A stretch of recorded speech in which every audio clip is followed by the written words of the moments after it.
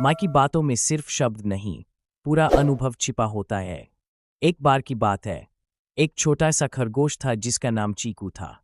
चीकू बहुत जिज्ञासु और हिम्मती था। वह हमेशा कुछ नया करने की सोचता रहता था।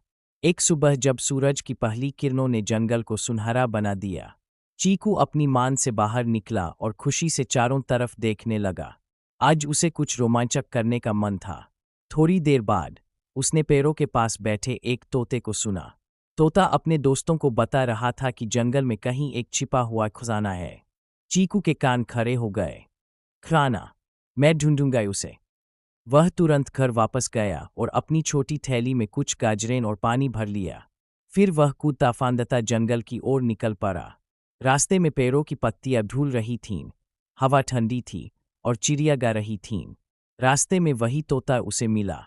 तोते ने कहा, खजाना पाना आसान नहीं है, पहले मेरी पहेली सुलझाओ। चीकू बोला, बताओ, क्या पहेली है? तोते ने मुस्कुराते हुए कहा, जहाँ सूरज की किरणें झरने में नाचती है, वही खजाना है, जाकर देखो वहाँ। चीकू ने आसमान की ओर देखा। सूरज चमक रहा था और दूर से झरने की आवाज आ रही थी। वह उछलता कूदता झरने की ओर दौड़ पड़ा। झरना सच में बहुत सुंदर था। पानी चमक रहा था और उसकी बूंदों में इंद्रधनुष बन रहा था। चीकू ने झरने के पास जमीन खोदनी शुरू की। थोड़ी देर बाद ठक, उसका पंजा किसी चीज से टकराया।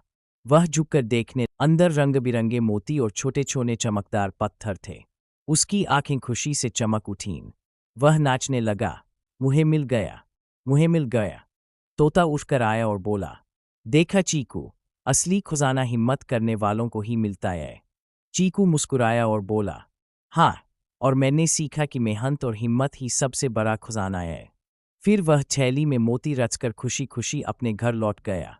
उस रात वह अपनी मांद में चैन से सो गया, चेहरे पर मुस्कान और दिल में गर्व के साथ।